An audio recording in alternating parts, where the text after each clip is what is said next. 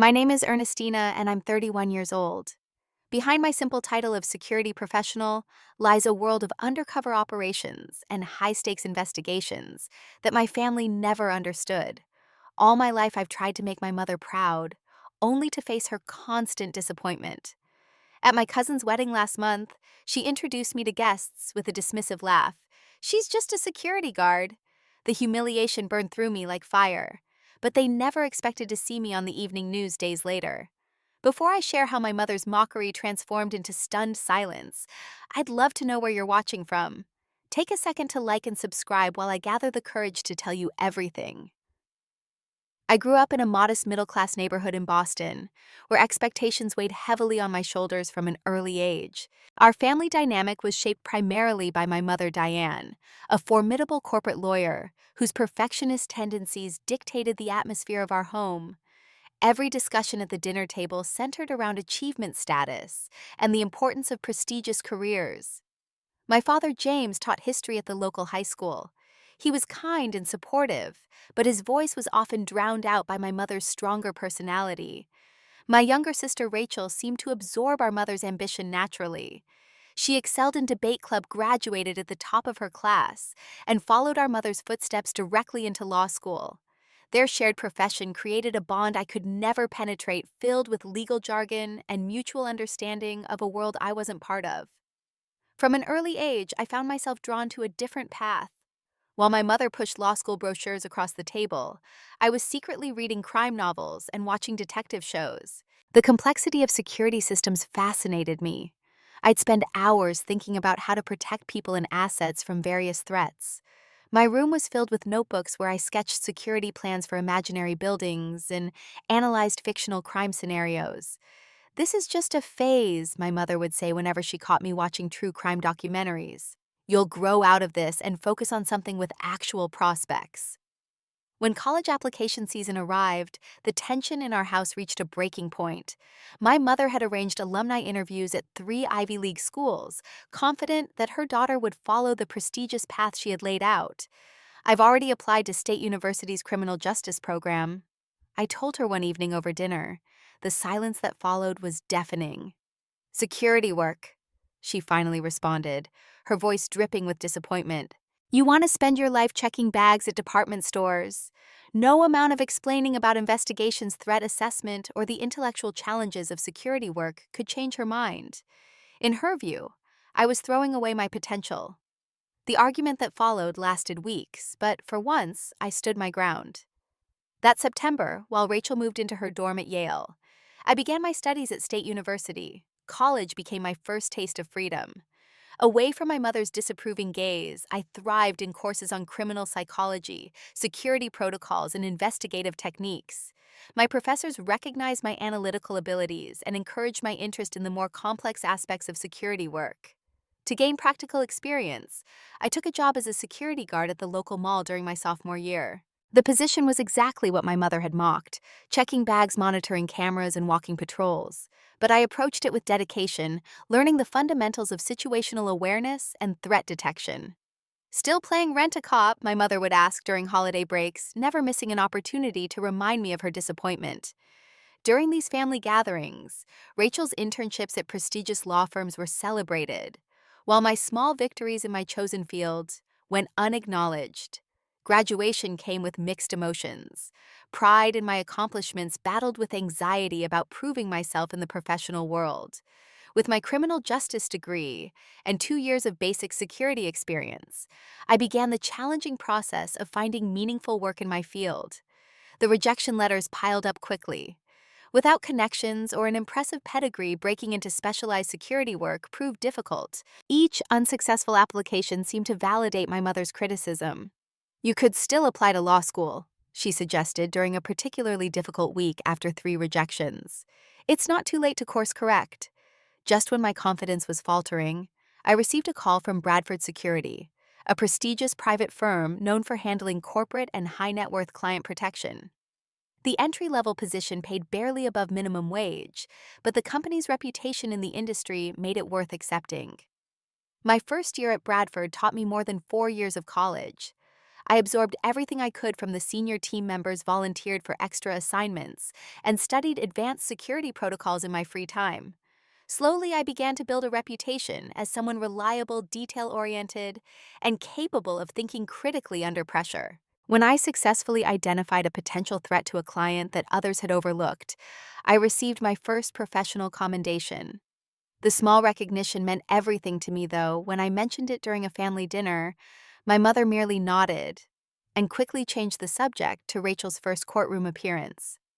That night, driving home from my parents' house, I made a decision that would shape the next 5 years of my life. If my family couldn't see value in my chosen path, I would stop seeking their validation. I would build my career quietly, focusing on the respect of those who understood the importance of the work I did. Looking back now, that moment of resignation actually freed me to pursue excellence on my own terms. No longer trying to translate my achievements into something my mother might respect, I simply focused on becoming the best security professional I could be. With my new mindset firmly in place, I devoted myself entirely to professional growth over the next 5 years. Bradford Security became my true home, a place where my skills were recognized and developed. While my mother still referred to me as just a security guard during family gatherings, my actual work had evolved far beyond that basic description. During my second year at Bradford, I began specialized training in threat assessment. The intensive 3-month course taught me to analyze patterns of behavior, identify potential security breaches before they occurred, and develop comprehensive protection strategies. I excelled in the program, finishing with the highest scores in my cohort. This achievement caught the attention of Marcus Thompson, the Director of Special Operations at Bradford. A former FBI agent with 30 years of experience in security, Marcus became the mentor I desperately needed. Where my family had dismissed my career choice, Marcus saw potential. Most people in this industry focus on reaction, he told me during our first one-on-one meeting. But the real art is in prevention. You have the analytical mind for that kind of work, Ernestina. Under his guidance, I began handling more complex assignments. Marcus challenged me to think beyond conventional security approaches, to anticipate rather than simply respond. He introduced me to the psychological aspects of security work, teaching me to read people and situations with greater depth. During my third year, Bradford assigned me to the executive protection detail for a technology company's leadership team. The role required discretion, adaptability, and keen observation skills. Rather than standing guard in uniform, I often worked in plainclothes, blending into professional environments while remaining vigilant. My success in this role led to a significant promotion, joining Bradford's Special Investigations team. This elite group handled sensitive cases involving corporate espionage, internal threats, and high-profile security breaches.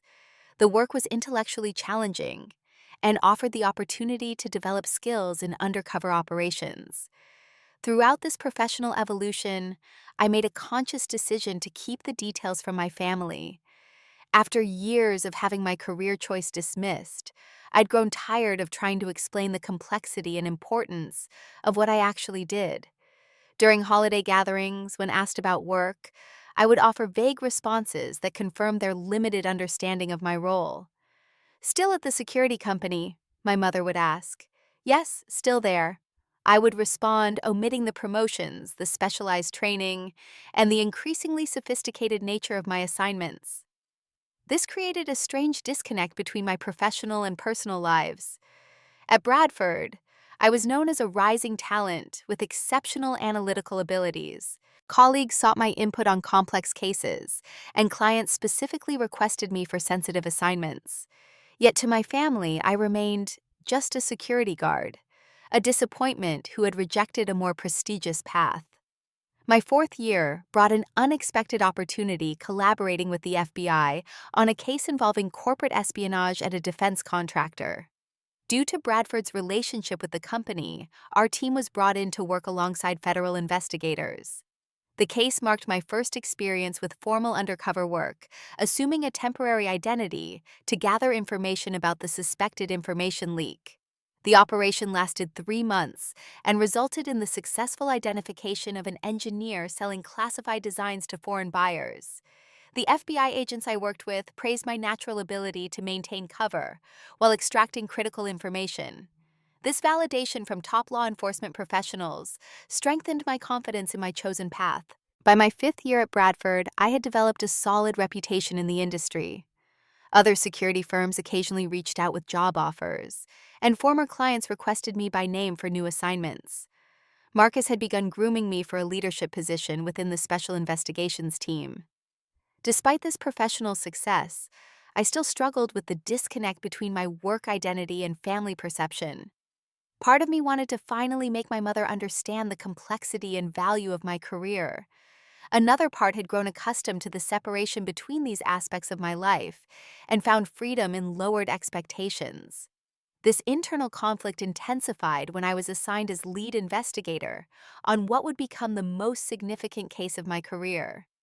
A major pharmaceutical company suspected that one of their senior executives was selling proprietary research to competitors. The potential financial damage ran into the billions, not to mention the human cost, if groundbreaking medical research was compromised.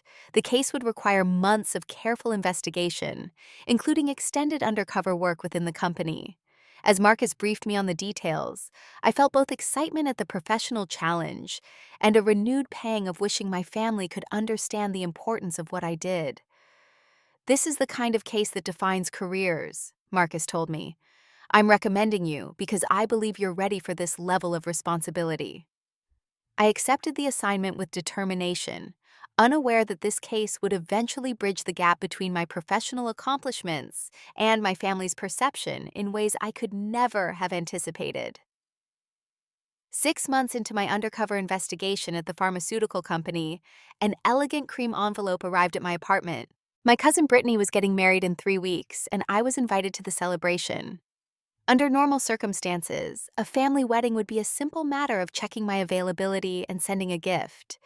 But my complicated relationship with my family, especially my mother, made every gathering an emotional minefield.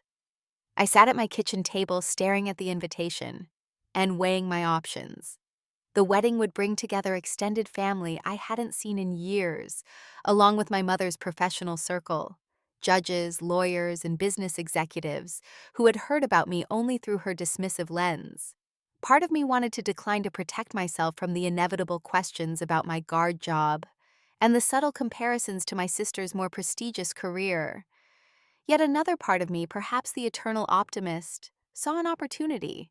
5 years had passed since I'd stopped seeking my mother's approval. I had built a career I was proud of, developed expertise in a specialized field, and earned the respect of professionals whose opinions actually mattered to me. Maybe it was time to attend a family gathering with my new confidence intact. After a week of deliberation, I marked "Will attend" on the RSVP card and dropped it in the mail. Then I called my friend Tara, who had seen me through the worst of my family struggles. "Are you sure about this?" she asked when I told her about the wedding. "Remember Thanksgiving 2 years ago?" I winced at the memory. My mother had spent the entire dinner describing Rachel's first major case win to our relatives, while pointedly asking me if I'd moved beyond checking IDs at the door yet. "It's different now," I insisted, though I wasn't entirely convinced. "I'm different. I don't need her approval anymore." "Then prove it by buying something gorgeous to wear," Tara suggested. "Something that makes you feel like the badass investigator you are." The following weekend, we spent hours shopping before finding the perfect outfit, a tailored navy blue dress that projected quiet confidence and professionalism. It was the kind of outfit I might wear to testify in court or brief clients rather than the expected wedding guest attire. But it made me feel like myself, the real self my family rarely saw. As the wedding approached, I prepared myself mentally for the inevitable questions and comments. I decided to be honest about my work, but vague about the details, partly due to the confidential nature of my current case, and partly to avoid giving my mother material to dismiss. A week before the wedding, my parents hosted a small dinner for immediate family and the bride and groom. It would be my first time seeing everyone together in months, a preview of the dynamics I would face at the larger event. My father greeted me with a warm hug when I arrived. Whatever his failings in standing up to my mother over the years, he had always shown me genuine affection. "You look well, Ernestina," he said, studying my face. Work must be treating you right. Before I could respond, my mother appeared in the doorway, her critical gaze moving over me swiftly. "You're late," she said instead of a greeting. "Rachel and the others have been here for 20 minutes." The evening progressed exactly as I had anticipated. Rachel talked about her recent promotion at her law firm. Brittany and her fiancé described their plans to buy a house in the suburbs after the honeymoon. My mother expertly guided the conversation to showcase everyone's accomplishments, everyone except mine. When the topic inevitably turned to me, my mother answered before I could speak. "Ernestina is still with that security company," she told Brittany's fiancé. "What is it now, 5 years? Still checking badges and watching monitors?" I took a measured breath before responding. "Bradford Security is one of the top firms in the industry. I've been fortunate to work on some interesting projects." "Interesting?" My mother raised an eyebrow. "Like catching shoplifters, I suppose that has its moments of excitement." The familiar sting of her dismissal felt duller than it once had. 5 years of professional respect had built a shield around my self-worth that even my mother's sharp comments couldn't fully penetrate. The night before the wedding, as I was reviewing notes for my ongoing case, my phone rang. It was Marcus calling with news about a major development. "We've intercepted communications that suggest the exchange is happening sooner than we thought," he said, his voice tense. "The executive is planning to deliver the research files within the next 2 weeks." We spoke for an hour, adjusting our strategy and timeline. As I hung up, I realized with grim irony that while I would spend the next day enduring my mother's belittlement of my career, I was actively working on a case that could save thousands of jobs and potentially life-saving medical research. With that thought firmly in mind, I laid out my navy dress for the wedding and promised myself that no matter what happened, I would maintain my professional dignity. My mother might never understand the importance of what I did, but I no longer needed her to. On the morning of Brittany's wedding, I woke early to prepare myself both physically and emotionally for the day ahead. I styled my hair in a sleek updo that felt both appropriate for a formal event and reminiscent of how I presented myself during important work meetings.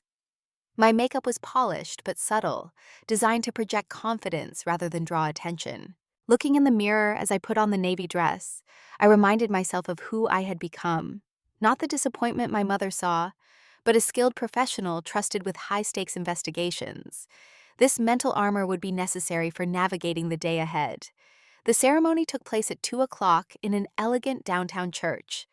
I arrived early and chose a seat near the back, nodding politely to relatives I hadn't seen in years.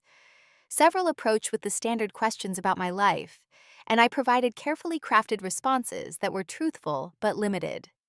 "Still in security," I would say when asked about work. "It's challenging but fulfilling." Most relatives accepted this with polite interest before moving on to discuss their own lives, which suited me perfectly. The ceremony itself was beautiful, and I felt a genuine happiness for Brittany as she exchanged vows with her partner. It was during the reception that my carefully maintained equilibrium began to falter. The event was held at an upscale hotel ballroom with assigned seating that placed me at a table with distant cousins and my mother's colleague from her law firm. My parents and Rachel were seated at a more prominent table near the bride and groom, a subtle reinforcement of the family hierarchy. The first hour passed without incident, as I made pleasant conversation with my table mates. I was just beginning to think I might survive the event unscathed when my mother appeared beside our table, accompanied by 3 elegantly dressed couples I didn't recognize. "I want to introduce you all to my daughter," my mother said to the group. Her tone held the artificial warmth she reserved for professional socializing. For a brief, hopeful moment, I thought this might be an opportunity for connection, perhaps even a chance for her to acknowledge my career with something approaching respect. I stood and extended my hand to the nearest couple. "This is Ernestina," my mother continued, and then came the words that would echo in my mind for days afterward. "She's just a security guard." She delivered the line with a small dismissive laugh, as though sharing an inside joke about a child's disappointing career choice. The couple smiled politely, but I could see the immediate recalibration in their expressions, the subtle downgrade in how they perceived me. "She checks bags at buildings," my mother elaborated, though she knew perfectly well this wasn't true. "Always was fascinated by those metal detectors at the airport. Weren't you, dear?" The humiliation washed over me in a physical wave. I felt heat rising from my collar to my face, my hands suddenly clammy against the stem of my wine glass. 5 years of professional accomplishment seemed to evaporate in the face of my mother's deliberate minimization. Actually, I work in private security investigations. I began attempting to correct the mischaracterization without revealing confidential details about my work. Oh, investigations, one of the men said with exaggerated interest, like checking who's stealing staplers from the supply closet.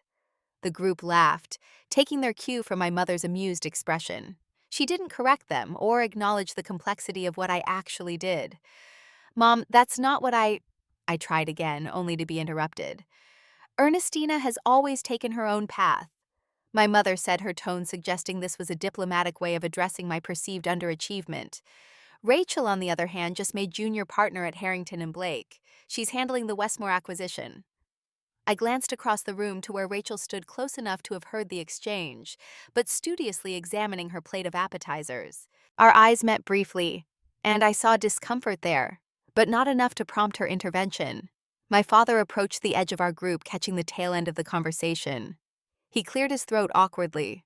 "The band is starting up again," he said, in obvious attempt to change the subject. But the damage had been done.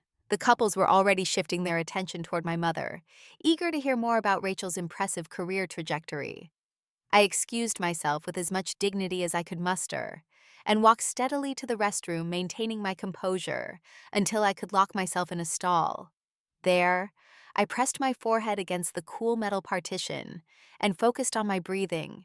The rational part of my brain reminded me that these strangers' opinions didn't matter, that my colleagues and mentors understood the value of my work. But the wounded child within me still felt the sting of my mother's casual cruelty, the public reinforcement that I would never measure up to her standards. After composing myself, I returned to the reception, with a professional smile fixed firmly in place. I had attended enough undercover operations to know how to project calm even when internally distressed. I made my way to Brittany's table to congratulate her properly before making my exit. "You're not leaving already, are you?" she asked, her expression genuinely disappointed. "We haven't even cut the cake." "I'm sorry, but I just got called into work," I lied, pulling out my phone as though checking an urgent message. "Something important has come up." It wasn't entirely a fabrication. Just as I was saying goodbye, my phone actually did vibrate with a message from Marcus. "Development in the case. Call when you can." The timing felt like a sign. While my mother was busy diminishing my career to impress her friends, my actual work life was calling me back to matters of genuine consequence. I kissed Brittany's cheek, promised to make it up to her later, and left the reception with my head held high. Driving away from the hotel, I called Marcus and absorbed myself in the details of our case, gratefully letting the professional challenges push the wedding humiliation to the back of my mind. The pharmaceutical executive had moved up his timeline. We would need to accelerate our operation. "Can you come in tomorrow morning?" Marcus asked. "We need to coordinate with the FBI team." "I'll be there at 8. I promised, already mentally shifting from disappointed daughter to focused investigator. As I pulled into my apartment complex, I realized that the urgent work call had given me exactly what I needed, a reminder that I belonged to a world where my skills and judgment were valued. Whatever my mother thought of my career, I knew the truth about what I did and the importance of my work. Tomorrow, I would throw myself completely into the investigation, using the lingering sting of humiliation as fuel for my professional focus. Let my mother think I spent my days checking bags. The reality of my work would soon speak for itself, in ways even she couldn't dismiss. The Monday after the wedding, I arrived at Bradford Securities offices at 7:30, determined to channel my emotional turmoil into professional focus. The open wound of my mother's public humiliation still throbbed, but I refused to let it distract me from the critical phase of our investigation. Marcus was already in the conference room, surrounded by case files and digital evidence. He looked up as I entered, his experienced eyes noting the tension in my posture. "Tough weekend?" he asked, pushing a cup of coffee toward me. "Family event," I replied, the simple phrase conveying enough for him to understand. Over years of mentorship, Marcus had heard the outline of my complicated relationship with my mother, though I rarely shared specific incidents. "Well, you're where you're valued now," he said, then immediately pivoted to business. "The pharmaceutical case has accelerated. Johnson moved his flight reservation to next Thursday, 3 weeks earlier than planned." Thomas Johnson was the senior executive we'd been investigating for the past 6 months. As vice president of research and development at Meridian Pharmaceuticals, he had access to the company's most valuable intellectual property, including a groundbreaking treatment for autoimmune diseases currently in final testing phases. Our investigation had revealed that Johnson was planning to sell research data and manufacturing processes to a competitor, potentially costing Meridian billions in lost revenue and setting medical advancement back by years. 3 weeks early. "What changed?" I asked, immediately focused on the case. "That's what we need to figure out," Marcus replied, sliding a folder toward me. "The FBI team is coming in at 9. They've been monitoring his communications and detected an encrypted message yesterday that suggests the buyer is pressuring for faster delivery." For the next hour, we reviewed the evidence collected over the past 6 months.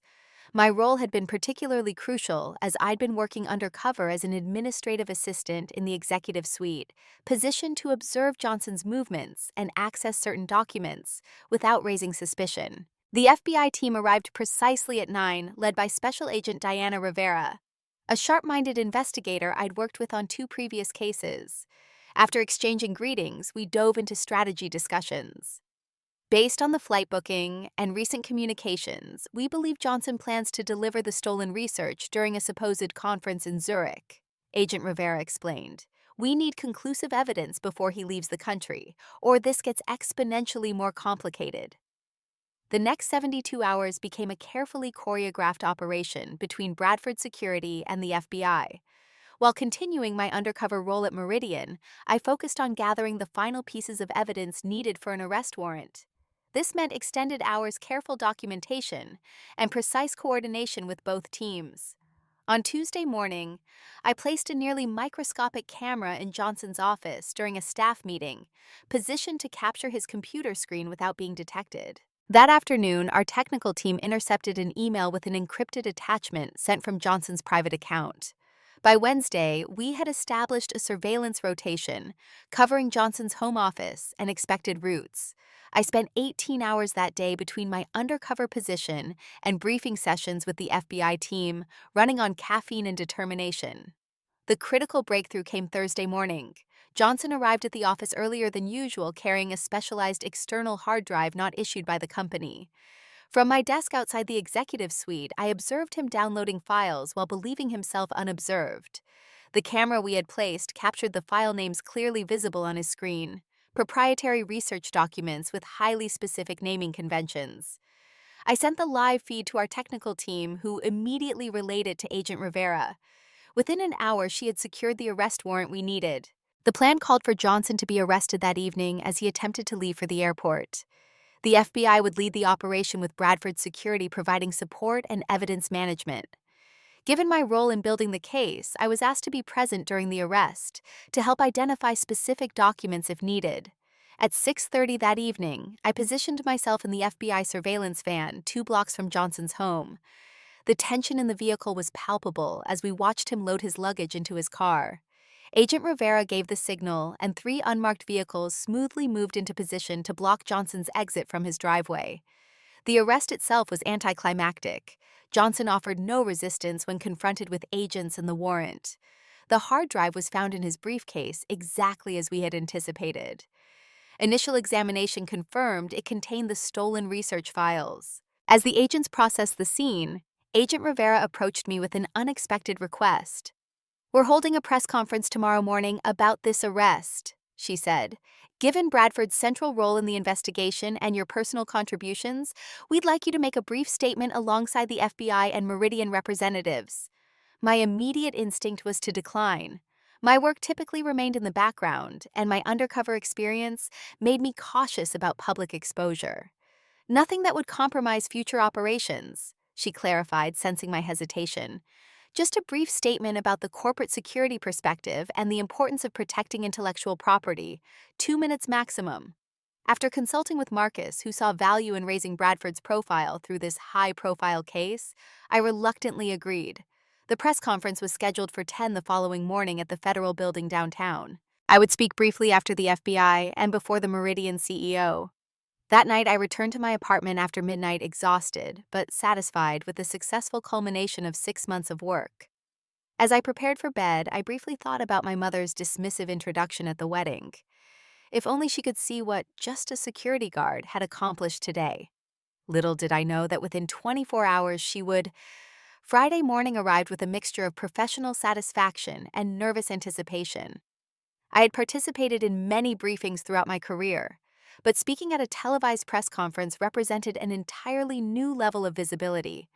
I arrived at the federal building at 9, dressed in a charcoal gray suit that projected authority and professionalism. Agent Rivera met me in the lobby, accompanied by Marcus and representatives from Meridian Pharmaceuticals. "We'll keep this straightforward," she explained as she led us to a preparation room. "I'll cover the arrest and charges, you'll speak about the security investigation aspects, and then Meridian's CEO will address the company's perspective and next steps." A media relations specialist from the FBI reviewed my prepared remarks, offering minor adjustments to ensure clarity for the general public. The statement was brief, just under 2 minutes, focusing on the importance of corporate security measures and the successful collaboration between private security and federal law enforcement. At precisely 10 o'clock, we were led to a conference room, where a podium had been set up facing approximately 20 journalists and several television cameras. I took a seat slightly behind Agent Rivera, focusing on maintaining a composed expression as she detailed the operation and Johnson's arrest. "This case represents a significant victory in protecting American innovation and intellectual property," Agent Rivera concluded. "I'd now like to introduce Ernestina Williams, senior investigator with Bradford Security, who led the private security team on this investigation." As I approached the podium, I felt a momentary flutter of nervousness before my professional training took over. I stood straight, made appropriate eye contact with the cameras, and began my statement. "Good morning. For the past 6 months, Bradford Security has worked in close partnership with the FBI and Meridian Pharmaceuticals to investigate and document the theft of crucial intellectual property. This case illustrates the evolving nature of corporate espionage and the sophisticated approaches needed to combat it." I continued with a concise explanation of how private security firms supplement federal investigations, the importance of protecting research and development assets, and the successful collaborative model this case represented. Throughout my statement, I maintained the poised, authoritative demeanor I had developed over years of briefing high-level clients. "The protection of intellectual property isn't just about corporate profits," I concluded. "In this case, it was about safeguarding medical research that could improve countless lives. Bradford Security is proud to have contributed to securing these vital innovations for their intended purpose." As I stepped away from the podium, I felt a sense of quiet pride. Not in being on television, that was incidental, but in articulating the value and purpose of the work I had dedicated my career to. Whatever the public exposure might bring, I had represented my profession with dignity. After the Meridian CEO completed his remarks, the press conference concluded, and we moved to a private room to debrief. Agent Rivera and Marcus both expressed satisfaction with how the event had gone, and we spent another hour discussing the next phases of the case as it moved toward prosecution. It wasn't until I returned to my apartment that afternoon that I realized the unexpected consequences of my public appearance. My phone, which I had silenced during the press conference and subsequent meetings, showed 17 missed calls and 23 text messages. The first voicemail was from my father, his voice uncharacteristically animated. "Ernestina, we just saw you on the news. You were incredible. Call us when you can." The next was from my aunt. "Darling, you were on Channel 7 so professional. Why didn't you tell us you worked on such important cases?" 3 messages from cousins, 2 from old college friends who had recognized me, and even one from Rachel, her tone a mixture of surprise and newfound respect. "I had no idea this was what you did. Mom's in shock. Call me." The final voicemail was from my mother. I hesitated before playing it, bracing myself for criticism disguised as congratulation, or perhaps a complaint that I hadn't informed them about the press conference. "Ernestina." Her voice sounded different, uncertain, almost tentative. "I saw you on the news. I didn't realize. The FBI agent called you a senior investigator. When did that happen? You spoke so well. Very professional. Everyone's been calling about it. Call me back when you can. I sat on my couch, phone in hand, processing this unexpected turn of events. For years, I had imagined scenarios where my mother finally recognized the value of my work. But now that it had happened, at least partially, I wasn't sure how to respond. Part of me wanted to call back immediately to seize this moment of attention and finally make her understand the complexity and importance of my career. Another part, the protective shell I had built over years of dismissal, cautioned against rushing into a conversation. While emotions were high, after careful consideration, I decided to let the call sit for a day. I needed time to process my own feelings and approach the inevitable family discussion from a place of emotional balance rather than reactivity. I called Marcus instead, sharing the unexpected family response to the press conference. "Happens more often than you'd think," he said with a knowing chuckle. "Sometimes people need external validation to see what's been in front of them all along. The question is, what do you want from this moment?" It was the perfect question, focusing not on my family's reaction, but on my own needs and boundaries. What did I want? Not vindication or an apology. I realized, but simply respect for the professional. I had become separate from their expectations or understanding. "I want them to see me as I am," I answered, "not their idea of me." "Then show them exactly that," Marcus advised. "No apologies, no resentment. Just the competent investigator I've had the privilege of mentoring these past 5 years." With that perspective firmly in mind, I sent a group text to my family. "Thank you for the messages. It's been a busy week finalizing this case. I'll be at Sunday dinner and happy to talk more then." Then I turned my attention to writing my final case report, letting the familiar process of professional documentation ground me before facing the changed dynamics of my family relationships. Sunday arrived with unusual clarity for early autumn. As I drove to my parents' suburban home, golden light filtered through trees just beginning to change color, a fitting backdrop for what felt like a potential turning point in my family relationships. I had spent the intervening days reflecting on what I wanted from this dinner. Not validation, I reminded myself. Not even an apology for the wedding humiliation, though that wound remained tender. What I sought was simple acknowledgement of who I actually was, not who they had assumed me to be. When I parked in the driveway, I noticed my father waiting on the front porch, an uncommon greeting that signaled the shift in atmosphere. He came down the steps as I approached, embracing me with uncharacteristic enthusiasm. "There's my girl," he said, pride evident in his voice. "The famous investigator." I smiled despite myself. "Hardly famous, Dad. Just doing my job." "A job we clearly didn't understand," he admitted as he walked me inside. "You should have told us you were working on such important cases." I chose not to point out that I had tried many times to explain the nature of my work only to be interrupted or dismissed. Today wasn't about rehashing old grievances, but moving forward with new understanding. The house smelled of pot roast, my father's favorite Sunday meal. In the living room, Rachel sat scrolling through her phone. She looked up when I entered, her expression a mixture of curiosity and something that might have been respect. "The security expert arrives," she said, but without the usual undercurrent of condescension. "Did you really work undercover on that case?" "Parts of it," I acknowledged, keeping details appropriately vague. "It's standard procedure for certain types of investigations." My mother emerged from the kitchen, wiping her hands on a dish towel. Her greeting was more reserved than my father's, but I detected an unfamiliar tentativeness in her manner. "Ernestina, you're here.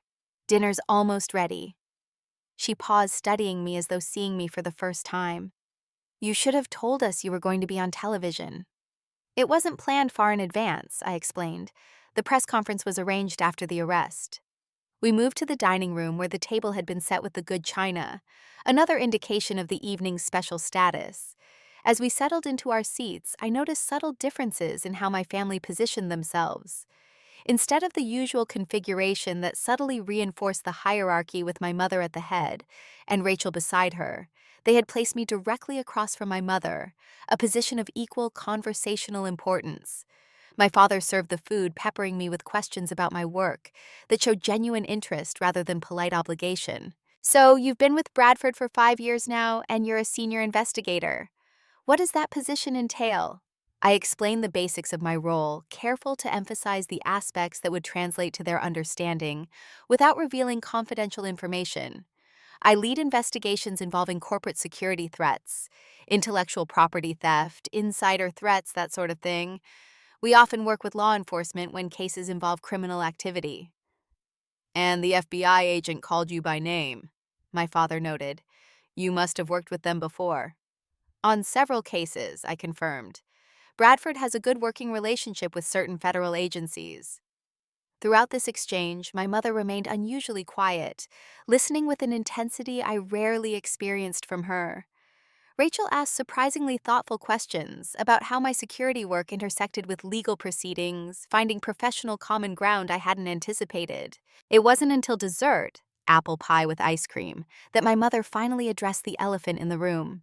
Your Aunt Cynthia called after seeing you on the news. She said, her tone carefully neutral. She was quite impressed. She asked why we never mentioned your important position at Bradford.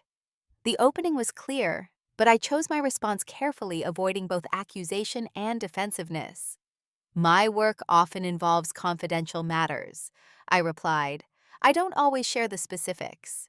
But we're your family, my mother countered, a hint of her usual assertiveness returning. You could have told us you weren't just checking badges at a desk. The phrase echoed her wedding introduction painfully, and I set my dessert fork down, deciding this was the moment for measured honesty. I did try to explain my work, Mom, many times, but the conversation usually shifted to Rachel's cases or other topics.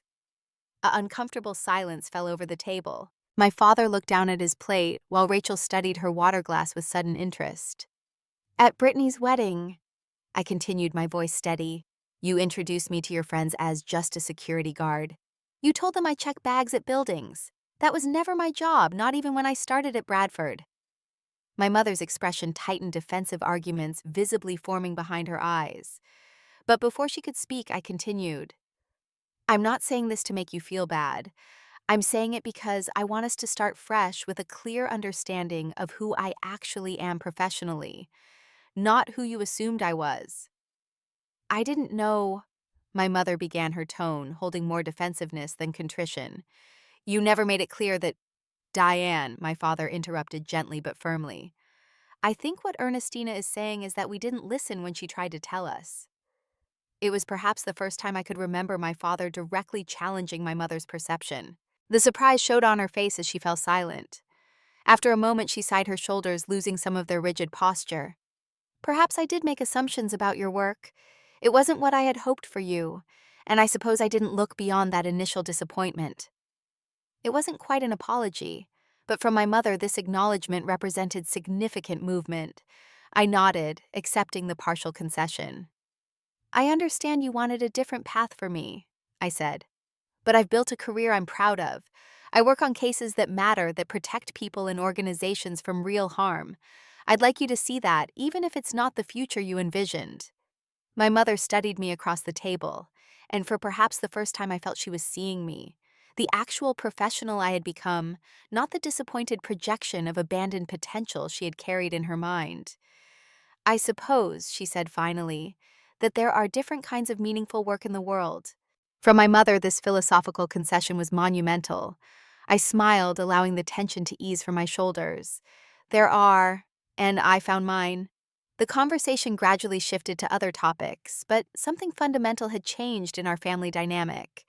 The hierarchical structure that had placed law careers at the top and just security at the bottom had been disrupted.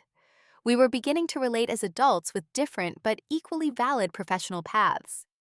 6 months later, I received an industry award for excellence in corporate security investigations. To my surprise, my entire family attended the ceremony. As we gathered at the reception afterward, I overheard my mother introducing me to one of her colleagues. "This is my daughter Ernestina," she said, with none of the dismissive qualifier that had wounded me at the wedding. "She's a senior investigator specializing in corporate security threats. She just received an award for her work protecting intellectual property." The pride in her voice wasn't effusive, but it was genuine, the beginning of a new respect that acknowledged my chosen path, rather than measuring it against her expectations. That evening, looking around at my family mingling with my professional colleagues, I reflected on the journey that had brought us here. The wedding humiliation had been painful, but it had also been the catalyst for a necessary recalibration of our relationship. I had learned that seeking external validation, even from family, could never replace the satisfaction of knowing my own worth. My mother had begun to understand that her narrow definition of success had blinded her to the value of my chosen path. We were both still works in progress, but moving in a healthier direction. As I watched my mother engaged in animated conversation with Marcus about a recent case we had worked on together, I realized that respect, like trust, must be built through actions, rather than demanded through words. The journey from just a security guard to recognized professional hadn't been about changing my mother's mind, but about standing firmly in my own truth until reality broke through perception. Have you ever had to stand your ground professionally when others dismissed your chosen path? I'd love to hear your stories in the comments below. Sometimes the greatest victory isn't proving others wrong, but continuing to build something meaningful despite their doubts. If this story resonated with you, please like, subscribe, and share it with someone who might need a reminder that external validation isn't the measure of success. Thank you for listening to my journey from dismissal to recognition. And remember that true respect is earned through consistent action, not demands for acknowledgement.